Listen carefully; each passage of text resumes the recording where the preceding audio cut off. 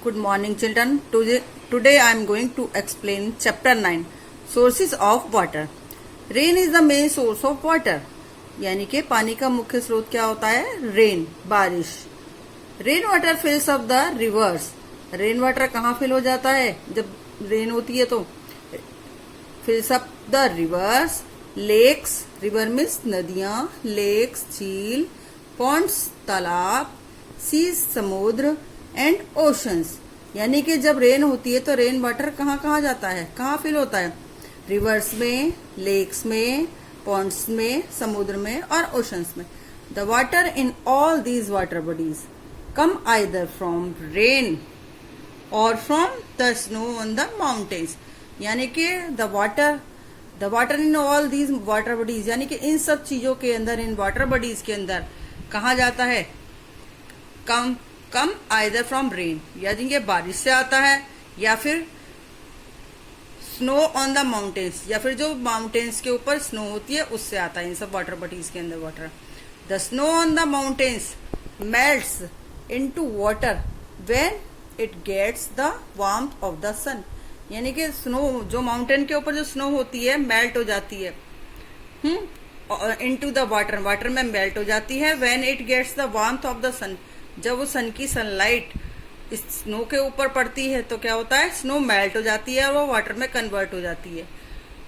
Okay, now water is found underground also. और water कहाँ पाया जाता है, कहाँ मिलता है? Water is found underground also, यानी कि जमीन के अंदर भी होता है पानी. We get water from wells. हमें पानी कहाँ से मिलता है? वेल्स में कुओं से मिलता है, ट्यूबवेल से एंड हैंड पंप से. ठीक है. We get water at home from all these sources. हमारे घर जो पानी आता है इन सब सोर्सेज से आता है. Which reaches us through pipes and taps.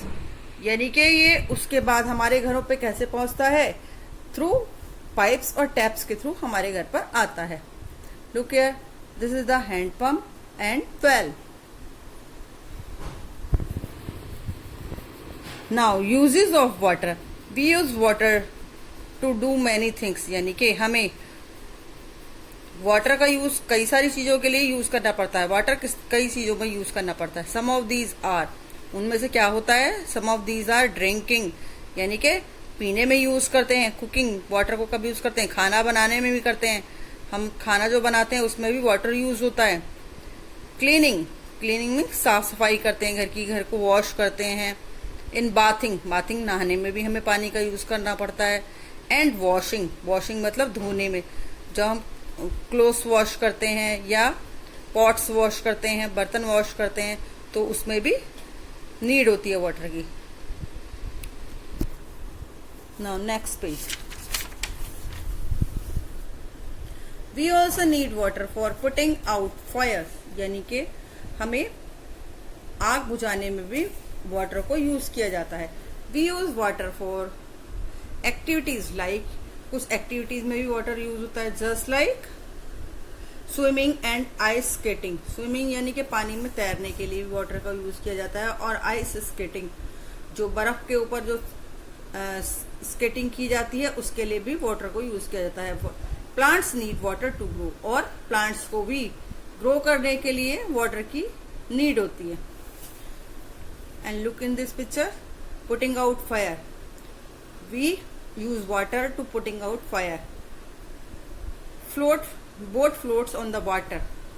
In this picture animals need water. यानी कि animals को भी water की need होती है. Animals and birds also need water to drink. यानी कि animals और birds को भी water की जरूरत होती है.